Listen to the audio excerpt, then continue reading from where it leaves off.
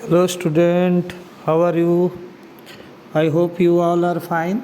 Today I am going to teach punctuation mark. Okay, punctuation mark कई बार हम लोग क्या करते हैं, कहीं कॉमा लगाना, क्वेश्चन मार्क लगाना ये भूल जाते हैं। तो और किसको क्या कहते हैं उसके बारे में एक बार मैं बता देता हूँ। और इसके punctuation means the right use of putting in points or says in writing. The following are the important punctuation. आप इसमें से देखो पंक्चुएशन मार्क्स में बहुत इम्पोर्टेंट है पंक्चुएशन मार्क देना, फुल स्टॉप देना, कॉमा देना।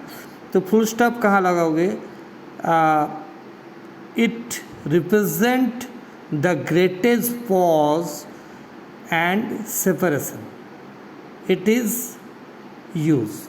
आप कहीं आप सेंटेंस रुक रहे हो, ठीक है ना, या बोलते बोलते आप कई बार रुक जाते हो ना, तो वहाँ पर फुल स्टॉप लगाओ। मेन तो है राइटिंग में यूज़ होता है, बोलने में भी आप लोग यूज़ करते हो, लेकिन वो फुल स्टॉप लगाते नहीं हो। लेकिन कंटिन्यू ऐसे थोड़ी बोलते हो, आप नहीं बोलते हो ना।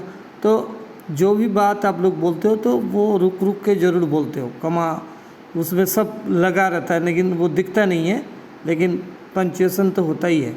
तो it's represent the greatest pause और सेपरेशन। एंड सेपरेशन मतलब कोई वाक्य को, मतलब एक वाक्य हो गया, फिर दूसरे वाक्य को आपको लिखना है, तो वो है to make the end of declarative और एन इम्परेटिव सेंटेंस। आपका सेंटेंस, आप किस टाइप के सेंटेंस होता है आपने देखा होगा। सेंटेंस का कितने भाग है वो भी आपने पढ़ा होगा। तो एक बार आप भी कोई भी चीज़ हो उसको छानबीन कर सकते हो। To make abbreviation and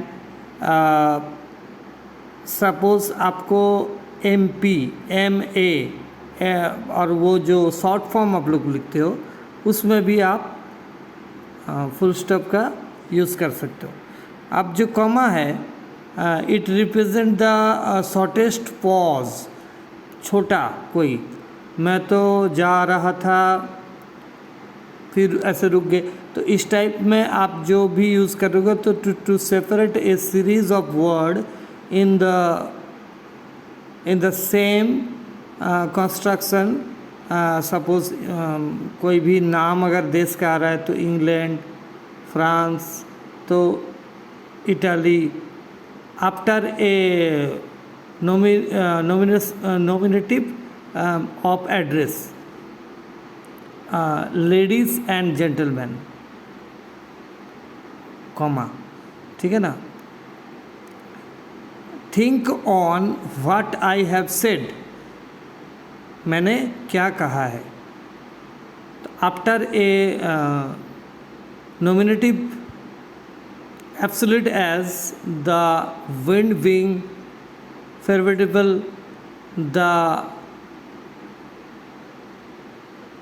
high and rich and poor, wise and foolish करके उसको फुल स्टॉप कर दिया। मैंने जहाँ अल्प विराम जिसको कहते हैं, तो आप कॉमा वहीं लगाना। जैसे कोई शब्द के बाद थोड़ा सा आप रुक रहे हो तो वो आप सेमीकलन है। It represent a pause of great important that so by the comma it is used semicolon to separate the cause of compound sentence by us he was a brave। ये भी एक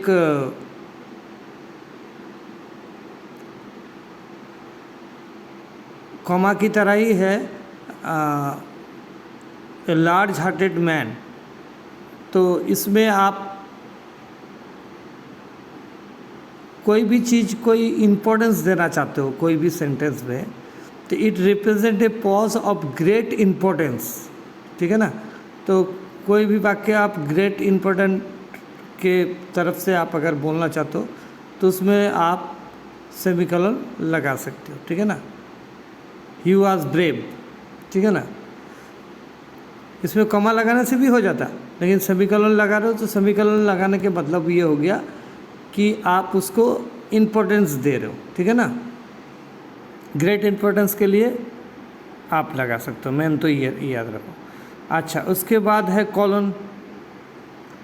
तो अब कई बार क्वेश्चन में भी इस तरह का जो है फ़ोन नंबर पे लिखी हुई है, it complete pause then that express by the semicolon and it is use to introduce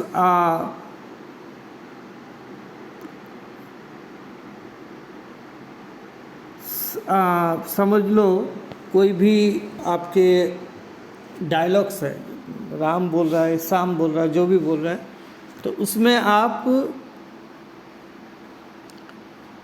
Ram का जो वाक्य है तो राम लिख करके फिर कॉलन लगा दो, फिर उसका डायलॉग हो जाएगा, ठीक है ना। तो इस तरह करके आप कॉलन का यूज़ कर सकते हो। और कई बार आप यूज़ कर सकते हो जैसे फिल इन द ब्लैंक्स, फिर कॉलन लगा दिया, हाँ, तो इट कंप्लीट पॉज, एक पॉज का मतलब वो काम करेगा, ठीक है ना।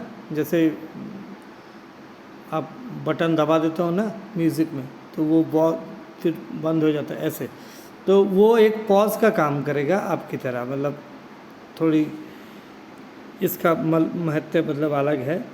अब है क्वेश्चन मार्क, तो आप जानते ही हो, जो क्वेश्चन होता है how are you, which school do you read, ये ऐसे कोई क्वेश्चन वगैरह आएंगे तो उसमें आप क्वेश्चन कर सकते हो, ठीक है ना। तो इस वीडियो को वॉच करना और बार बार देखना।